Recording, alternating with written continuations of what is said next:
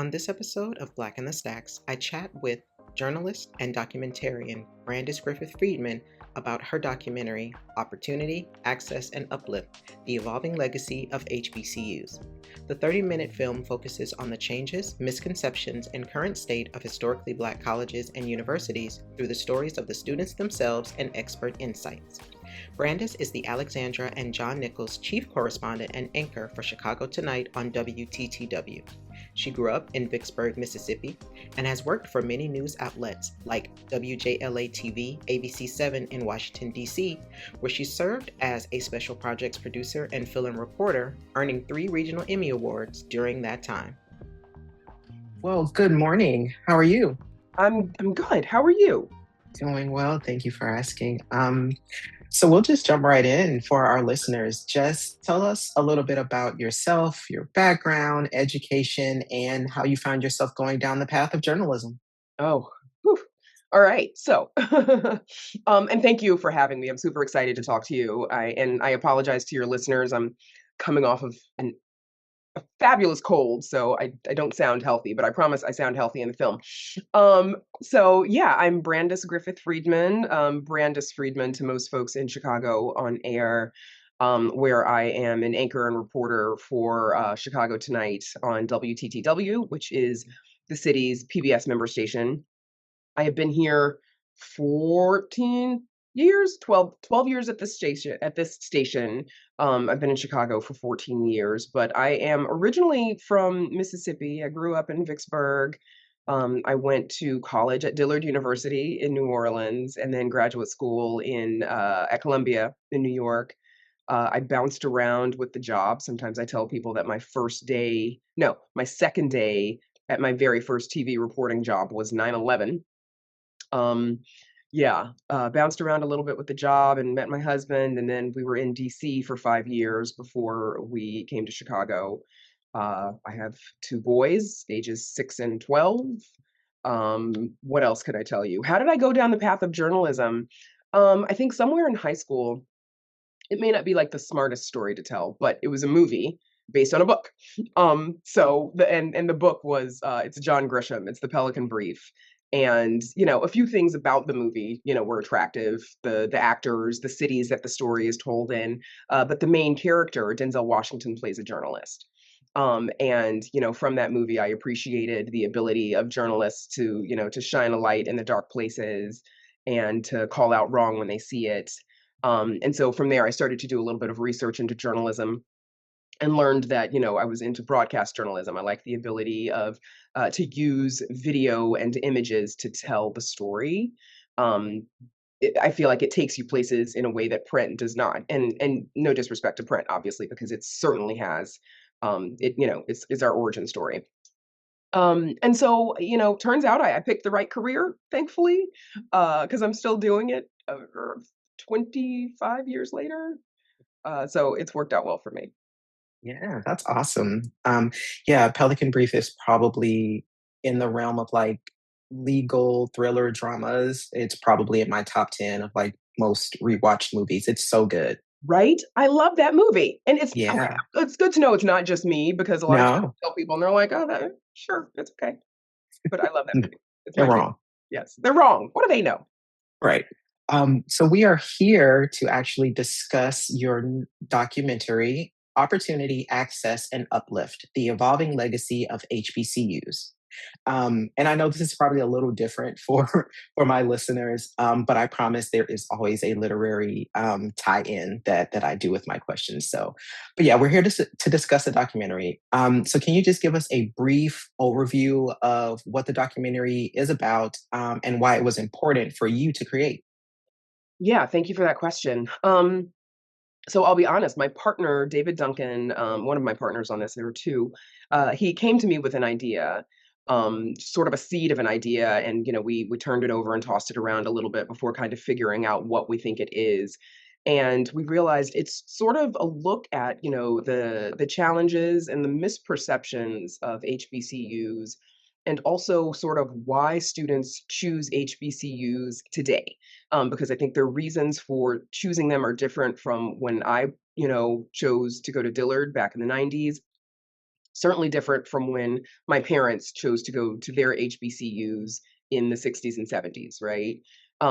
Because we're talking about students who are choosing to attend an HBCU post summer of 2020, right? Post 2020 for some of them, and how the schools are providing a different sort of service, right? Than what I was looking for, than what maybe my parents and grandparents were looking for, or their choices were very different from the ones that I've gotten from the ones that students have today. So it's a look at all of those things, and I feel like we managed to squeeze a lot into those 26 minutes.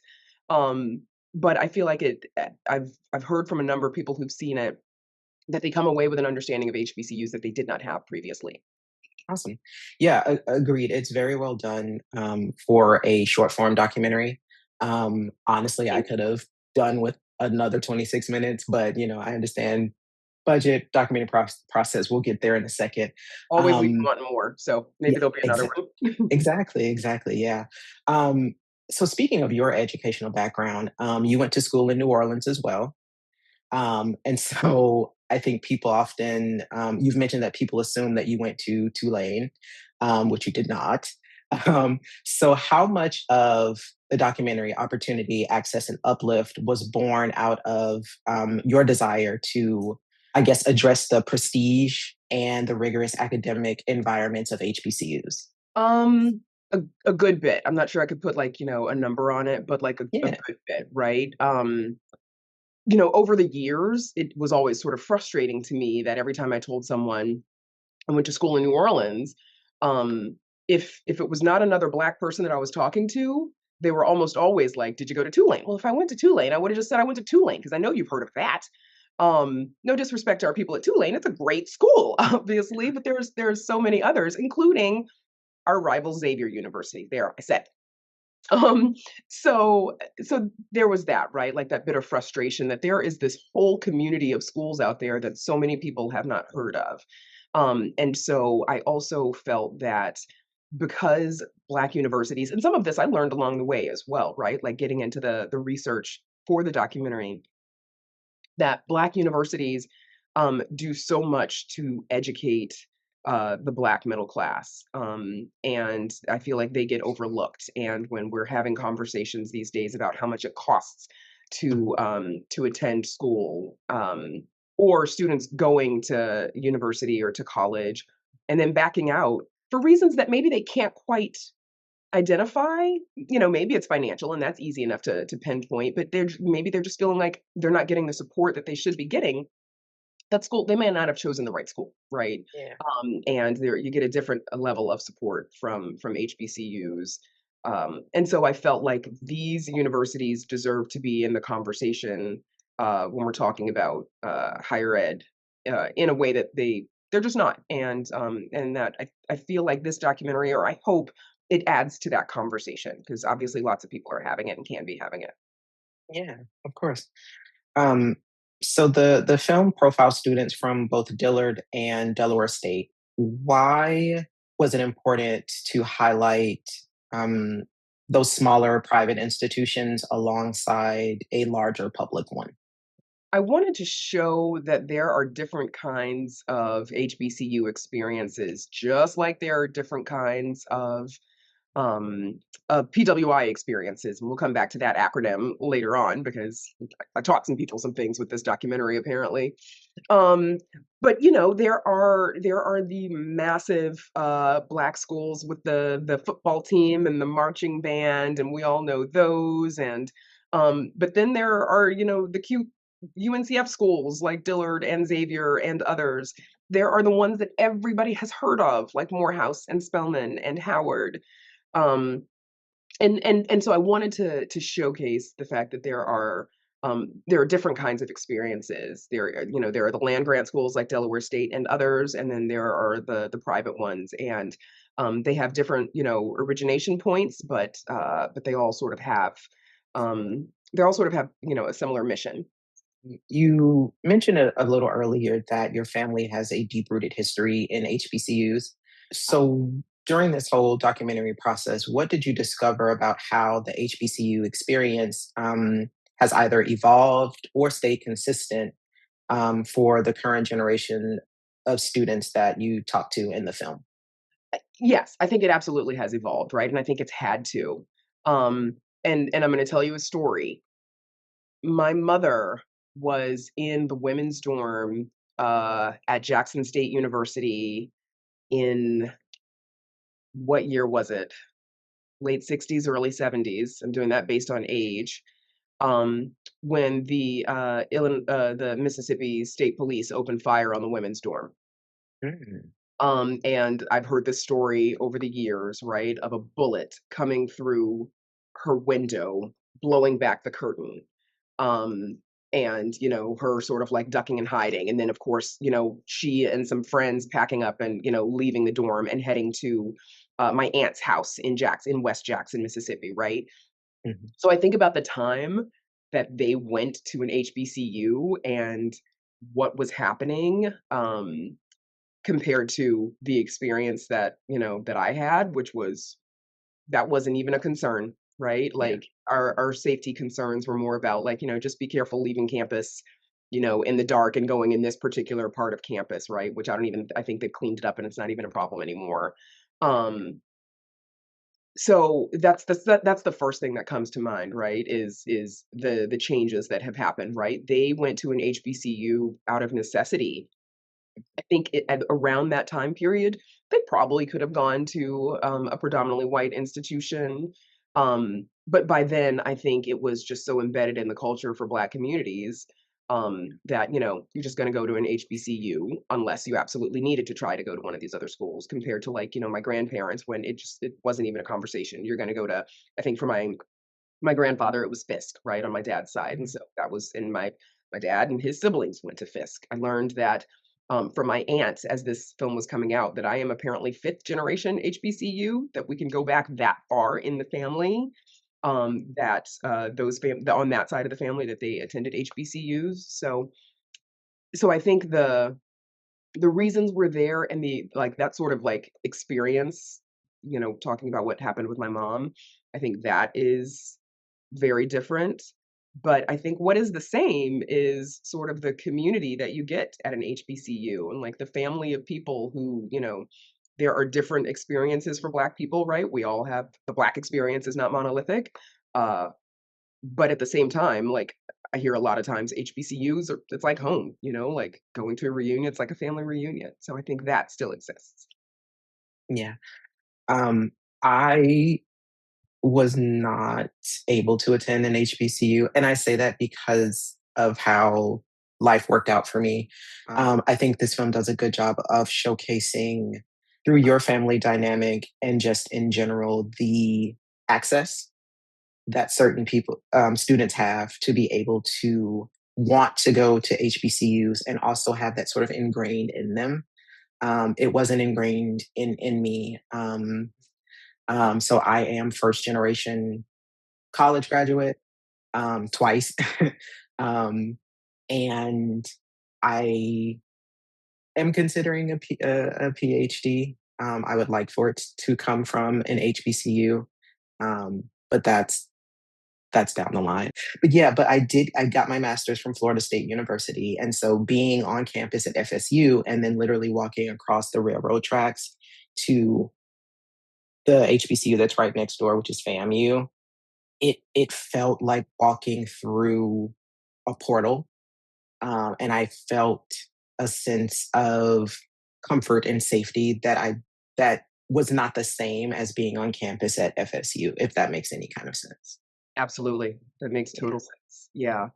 And that's fascinating. And I guess like, your experience kind of speaks to, what all of us know, right? Is that like the Black experience is so different, right? Like you and I both have master's degrees, right? But you're first generation college, and that is not the case for me, right? Like I think my mom and her siblings were first generation college on that side. But, like I mentioned before, apparently everybody on my dad's side went to college. And that is because HBCUs existed. But it's different for all of us. Yet you and I can both step foot on an HBCU campus and it can feel different. Because I did go to, a PWI for graduate school. And I don't know, Ivy Leagues are like their own beast, right? And so I can't really compare it to anything else, but the feeling, but I definitely recognize the difference in feeling on campus. Yeah. So let's shift a little bit and talk about the documentary process. So yours was funded by the Lumina Foundation. For independent creators like myself, the money talk is always sort of the hardest part. So how did you align the foundation's mission with your specific narrative about HBCUs in order to secure that financial support? Excellent question. Thank you for asking that. And I have to be honest, this was the easy part for us. And I know that is not, it'll probably be the last time it's the easy part. Yeah. If I make another documentary or podcast or whatever. Um, it lined up very, very well. And again, hats off to both my partner, David Duncan, because he had the connection with the Lumina Foundation, and certainly to the Lumina Foundation for being open and willing to work with us. Like we came to them with an idea for like, some smaller packages for, about HBCUs that they can use digitally on the website because their whole mission is about, uplifting higher ed for people who might not have access to it, right? Like making higher ed accessible to everyone. And we go in with this idea about HBCUs, and we came out of the meeting with a half-hour documentary, which was super exciting. But at the same time, I was like, oh crap, now I got to make a documentary. How do you make a documentary? Um, so that part lined up pretty easily, and I'm grateful for that. Um, so I would not be able to give other documentary makers advice because I don't know how we did it. But we got lucky. We got very lucky, and I'm grateful to the foundation for that. Yeah, that's fair. I worked in a previous life as um, a part of the programming team for the Auburn Avenue Research Library in Atlanta. And I was in charge of Women's History Month, and we had a plethora of events, but we needed a culminating one.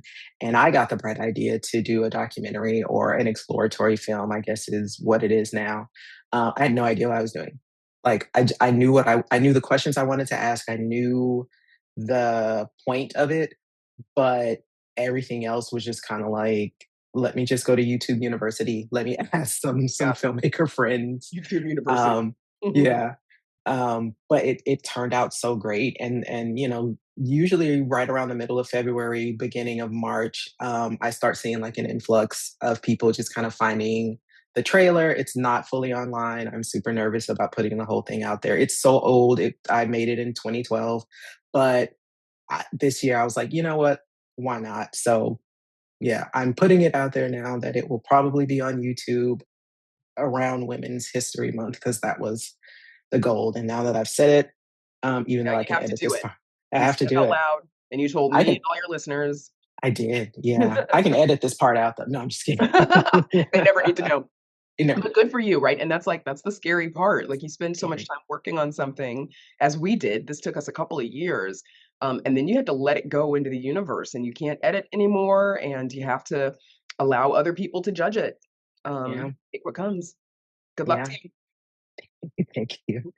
Um, so, as the chief correspondent for WTTW, um, you know that PBS has like rigorous editorial standards and practices. So, were there any notes that you got back from them as you made, changes to the film that kind of helped, I guess, it meet their standards? Not really. And I think that is because my partners and I, so David Duncan, Mario Tharp, and I, all three of us are used to working with PBS. And Mario has produced for WTTW many times. David has done other, separate projects for WTTW. And so I think it was kind of understood at the outset, all of us kind of know what we're going in doing. And I think it's just the way we work. I don't think we were going, well, we can't do this because PBS wouldn't allow it. I think it was just, the way we work, right? We already know how to produce for PBS, and that's I don't know how to Mhm. do it differently at this point, honestly. Um, Even though I've worked for a number of commercial stations before this. Um, so that part was easy. We went through APT, American Public Television, to help us with distribution and all of that. So, we submitted it to them, and I don't think we got back any notes with regard to the film itself. There might have been some edits and and some of it is it's very technical stuff, like the coloring here, the sound there, that's all David's department, and I don't know how that works. And I don't pretend to. I'd only mess it up. Uh, so yeah, so that none of that was a problem for us. But I know what you're talking about because I have other friends who produce for PBS as well, and the organization is particular about making sure that what we are providing is educational and in the good of the public, and not in the good of commercialism. Yes, absolutely. Um, so we can chat a little bit about, I guess, literacy and systemic issues as it relates to the content of the documentary. So literacy is, I mean, it is often the foundation of the uplift portion, as mentioned in the documentary's title. So how did the students you profile describe the role of their HBCU in fostering not just the academic literacy, but cultural literacy as well, and their ability to navigate a world that often overlooks their history? That's an excellent question. I feel like it's sort of like baked into the existence, right? For me, and I think also for some of the students that we spoke with, that cultural literacy comes from being in an environment where people are literally uplifting the students, right? And sort of and looking out for them. I'm not sure. I don't remember if this made the cut or not, but I remember one of the students telling a story of, I've got an interview coming up at such and such a place. And I think one of the professors was like, what do you mean you don't have anything to wear? Okay, come over and I'll help you figure something out, right? You can borrow one of these. You heard from one of the students in the story, that she was advised to apply to a program, I think at Harvard and or Howard, I think a dental program or something. I don't remember specifically. And the professor was like, I can help you with that. I can put you in touch with, with the right people. And I remember, similar experiences as well. I was looking for an internship between ninth grade, between freshman and sophomore year, or sophomore and junior year, I don't remember. And my advisor at the time made a phone call to an advertising agency in New Orleans and basically got me an internship. And I had to go and meet with them and all of that, but she got me in the door. And that's not to dismiss, our PWI institutions, that they won't necessarily do the same. Um, but it has not been my experience, right? And I see you shaking your head. You did go to a PWI, and that was not your experience either. And so I feel like it provides this foundation because I can also think about, professors who, just sort of in their own way, um, let me know that I had their faith, right? That they had faith in me, that, my sophomore year, my newspaper advisor asked me and another student to be co-editors of the newspaper sophomore year. And because we were young and junior, she made us do it together, which was fine. But that, like, if that's not a vote of confidence, right? So you kind of you get that support baked in, right? And I feel like that sort of provides the foundation for you to go out into the world, um, because you know that people have your back and that you've been given the support that you need to learn what you need so you can go off into the world and do what you need to do. So, Dillard absolutely gave me the foundation to be where I am today. There's a quote in the film that says, "When America gets a cold, Mhm. Black America gets the flu." And that is attributed to Dr. Michael Lomax. As we think of the actions this current administration is taking to redirect funds and shift the HBCU oversight to the Department of Labor, um, do you view that as the flu that Dr. Lomax references that threatens the literacy and graduation rates these HBCUs provide? Partly, yes. Partly, yes. And it's not just because of the shift under the Department of Labor, which has never managed education before. Mhm. Um, it's a number of things, right? Like, so attributing, going back to that quote from Dr. Michael Lomax, right? If the larger institutions are feeling funding cuts that are happening, from different sources, right? Particularly those research funding cuts, right? Black universities are going to feel that trickle down as well. And it hits them harder because they've got less cushion, they've got less padding, and maybe they had just earned those research dollars, to work their way into being a bigger research institution. And so it's going to hit them a little bit harder that way. The other thing is the administration late last year cut funding to MSIs, right? You might remember this, to minority serving institutions, claiming that that they are quota dollars, right? That we're not gonna. It's what this administration has said about diversity, equity, and inclusion, and so the very following week it redirects those dollars to HBCUs, which is good on its face for the HBCUs, but now we're pitting these institutions of color against each other. Mhm. Um, and so I think that's another symptom of the flu as well. So I think it is not just that they are going to get moved under the Department of Labor, which has never managed education, and that will have its impact as well. Because I wonder if the Department of Labor is, very familiar with the function of HBCUs and their funding woes, and problems, whatever it manages for universities overall. Um, I feel like HBCUs are going to get lost in their shuffle.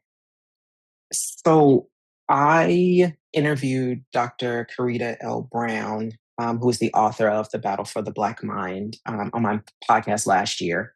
And a key theme in both your film and Dr. Brown's publication is the role of institutional agents. So, professors, staff, faculty, who provide that culturally affirming mentorship to students. So, my question is, why is this specific type of social literacy essential for students who are navigating a society that almost always predicts their failures and not their successes? It certainly proves them wrong, right? Um, if people are to look at black universities and say, oh, but they're not as rigorous, they're not as good, their um, graduation rates are lower, they don't know why, right? They don't know the reason behind all of that, and the rigor is just as high. And you can look at any number of HBCU graduates out here walking around today, successful, to understand that. I think another important point is that, we also explain in the film is that the enrollment at the student body, the student enrollment at HBCUs nationwide, 25% is not Black. Mhm. And so I think those folks will also go out into the world with a cultural understanding, um, and that may not be necessarily why HBCUs exist. They don't exist to socially educate non-blacks, but that is certainly a benefit because anyone can go to an HBCU, and look at what they're getting out of it. So yeah, I feel like, and then for the black students who are there, I feel like that sort of social understanding is just like, it's a good foundation. It's a good attachment, right? Like babies have to attach to mom and dad. It's kind of like that. It's the best way I can, that it's the first sort of analogy that comes to mind. Because for example, I grew up in Mississippi, lots of black people, but my school environment, because it's Mississippi, was always like 50% black and 50% white was the best they could divide it. And this is in the 80s and 90s, so there were not a lot of Latino families who were attending schools there, or Asian families at the time. Um, and so for me to be at an all black school, that was a different experience, but it was beneficial. Yeah.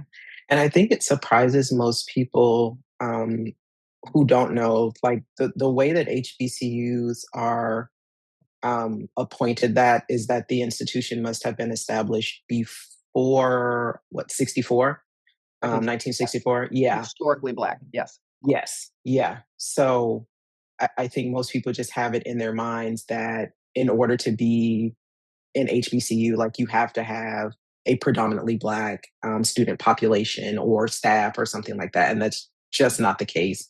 Um, and so I can kind of see why on social media, if there is someone who is not African American attending an HBCU, why it causes such an uproar because most people don't know how that institution was bestowed, that The honor, that title, Mhm. yeah, that moniker, yeah.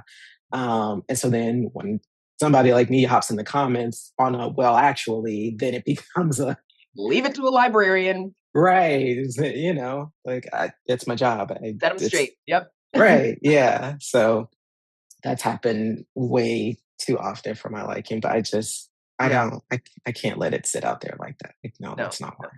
exactly. Um, Thank you for your yeah. service. um, so the documentary also shares similar spirits with books like Where Everybody Looks Like Me by Ron Stodgill, or Jelani Favors. Is it Shelter in a Time of Storm? So if your documentary had a companion piece to a specific book, whether it currently exists or someone needs to write it, for an existing book, which one do you feel best captures that essence of the support and confidence that you received at Dillard? And then if it doesn't exist, who would you want to author it? Ooh, this is a very good question. Also a tough question. I had to think about it for a little bit, right? Because, Yeah. and I'll be honest with you. So I read a lot of books, but I tend not to read books that are about an experience that is very similar to my own life experience. So yeah, so there's not a whole lot of books I've read where the main character went to an HBCU. I lived that life. Um, and so, like, I'll read books about a whole bunch of other different cultures or times if I can. So I was like, I don't know, but I will name one possible book. Um, and I'll explain why I felt sort of a kinship with this one. So it's called HBCU Made, and it's by Aisha Roscoe. She is an anchor and reporter on NPR. Well, public broadcasting. I'm an anchor reporter for a PBS station. And so I think she compiles a number of different stories written by some graduates that you've heard of from HBCUs. And so I felt like that book, and it came out around the time that we were working on this. And so I felt like sort of a similarity with that, just sort of like celebrating our HBCUs and why we went there, and what they're for. So that's so shout out to Aisha. That's the one I would think of. So a follow-up question then.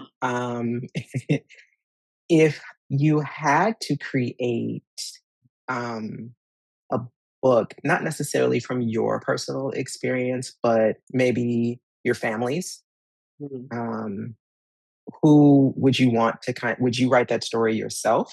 Or would you kind of outsource and have not necessarily a ghostwriter like they would so I'm thinking of people like Deneen Milner, who has helped other people kind of put their stories into words that they otherwise wouldn't be able to. So in that context, is that something that you would take on personally or sort of outsource? I would probably take it on personally just because I would appreciate the chance um to go back and learn more about my family's stories on both sides, really. And I'll throw this out there: I would co-write it with a cousin who has written a book. She wrote sort of a fictionalized account of a family story. Our aunt integrated the Nashville schools when she was a kid. Oh wow. And yes, and I learned about that within the last 4 or 5 years, and sadly, she has passed away, and so I never got to go back and, like, dig into that a whole lot more, and my cousin, Mary Hegler, book author, I know that she was able to learn a bit more about it, and so I would tap her to co-write with me. That's cool. Yeah. All in the family. That's All in awesome. the family. And there you go. Thank you for the title. You're welcome. Um, so one last question in regards to like literature and further reading as it relates to the film.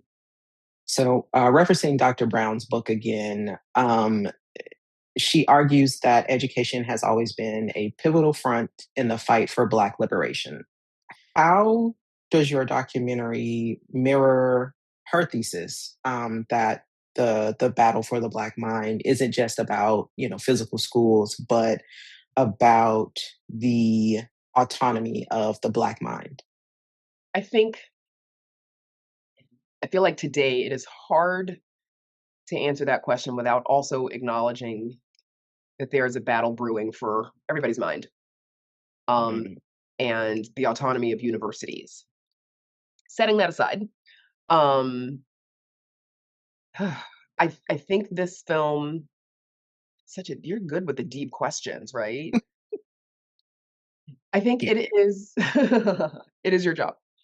Um, I mean, if universities are designed to encourage thought and encourage us to, to think for ourselves, and sometimes that is challenging thought. I think um, I'm hopeful that our HBCUs are setting students up to do that, right? And specifically Black students, and all the other students who are non-Black who come to those universities as well. They're getting an education as well that is not just in the classrooms. And so I think Black universities are certainly central to that, and the ability to for the Black mind to be educated, and for those young folks to go out into the world and vote and establish institutions and businesses and raise families who can think for themselves too. yeah. Um, there's, and I forget her name, but she's a social um, or a pop culture commentator, political commentator. I forget, her name escapes me right now, but she often says that she's raising a free Black child. Mm, Um, and I've sort of adopted that as well for my child as a mother who will have children who hopefully will want to go to college. Are you sort of letting them decide their own destiny? Or is there a little bit of you, because you have um, such a deep HBCU connection through family, through yourself? You also have PWI experience. Is there a little bit of you that's just kind of like, well, I want them to make their own decisions and do this, but I also want to share with them what my experience was like attending these, prestigious institutions? it's interesting you raised that question, because since the film has come out, my older son, my 12-year-old, he's been talking about college a little bit, which is adorable, right? Because he's got time. Um, but and we live in Evanston, right? So we're down the street from Okay. Northwestern. Yes. And so it's interesting to hear him kind of talk about, like, his thoughts and where he wants to go. Because my husband, he's white and he went to Emory. And so we feel like, our kid has lots of choices, and I'm being very quiet, right? I'm being very open because right now it's early, right? I want him to dream big. You want to go to Northwestern? Yes, kid, you can go there. Even though everybody knows it's very hard to get to Northwestern. Even if you've got all the Hmm. things that say you should get in, it's not always that easy. And so I'm letting him make his own decision about that. I love, though, that since the film has come out, he's gotten more curious about HBCUs. And so I hope to, take him to visit Dillard again at some point now that it's, that bug is kind of in his mind. Because I want him to have the experience that's right for him, right? I would be very proud and honored if he chose an HBCU, but honestly, I'll be glad knowing what we know about the challenges of getting into university and paying for it. I'm just glad that he's going somewhere. Yeah. Just glad he's going somewhere. So we'll Yeah. see what he does. Before I ask my final couple of questions, is there anything that we have not talked about thus far that you want to mention to our listeners? I don't think so. Other than they can obviously check out the documentary themselves, but I'm guessing we'll get to that later on. Um, so no, I think no, I like your questions. Yeah. Okay. So these are questions that I always ask every guest. So, what creative works are currently occupying your time? Fine question, because I feel like work occupies a lot of my time, as does children, as you know. And maybe the kids are my creative works, honestly, because you don't really have a choice, right? Um, so I am working on this long-term reporting project. So I've covered education as a reporter. As an anchor, I'm covering everything. Um, but this long-term reporting project that I've been working on is actually kind of dark. It is about the state's civil commitment statute, specifically for people who have committed sexually violent offenses. Mm. And so I'm hoping that we can have that published within the next month or so. I've been in touch with two men who have been committed to a state institution since they were in their teens, and they are currently in their 30s and 40s. Mhm. And so that kind of came out of my coverage of prisons, which I had done a decent amount of previously as well. So the one that is like sort of sitting in the back of my mind that won't leave me alone, I just haven't found the time to really dive deep into it. And I'm going to say it out loud here, hoping that I am manifesting it for myself and not for someone else out in the world to steal my idea. But I want to do a podcast on Emmett Till, Mm. sort of like front to back, sort of telling that story and hopefully bringing it to a new audience. I feel like it's been told by documentary, and it has not been examined sort of in full, aside from a book written. I've got like 5 or 6 books written by different people on Emmett Till sitting on my shelf.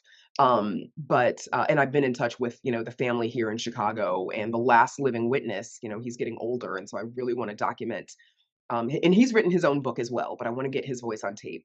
And so that's just burning a hole in my pocket. And when I'm done with this documentary and sort of, promoting it and all of that stuff, then maybe I'll come back to it. Uh, Yeah. so yeah, so those are the couple of creative things aside from, my day life. What's one thing you will always be proud of?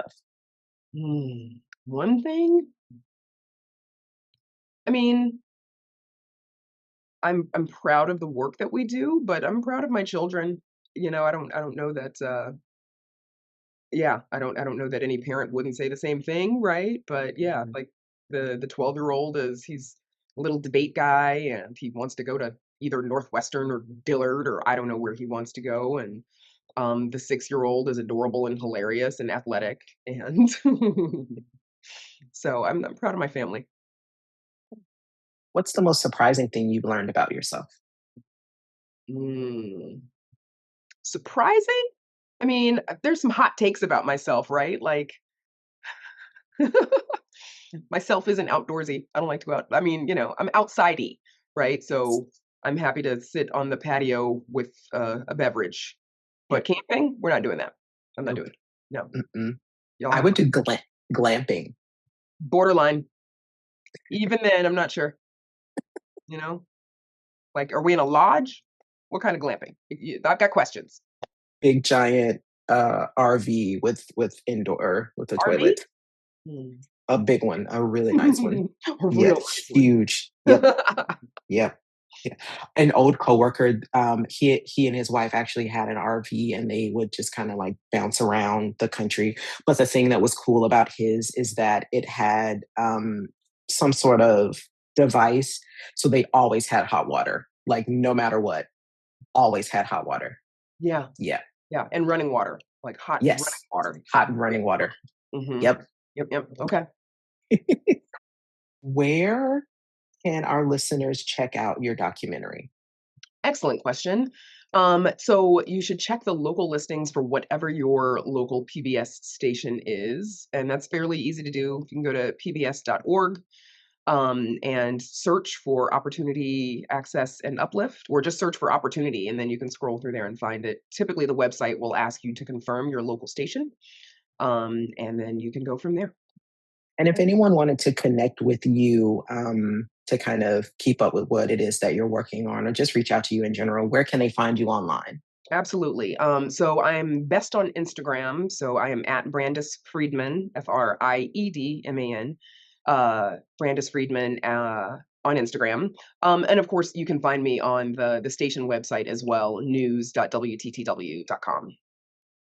Well, thank you so much for um, hanging out with me a little bit. This has Thank been you so much for great. having me. Likewise. Yeah. Again, I don't know how much my 2 cents are worth, but it is an incredible film. For, as you mentioned, 26 minutes. There is a wealth of information. It's beautiful to see the students and the campus, and hearing their stories, and everything. So thank you.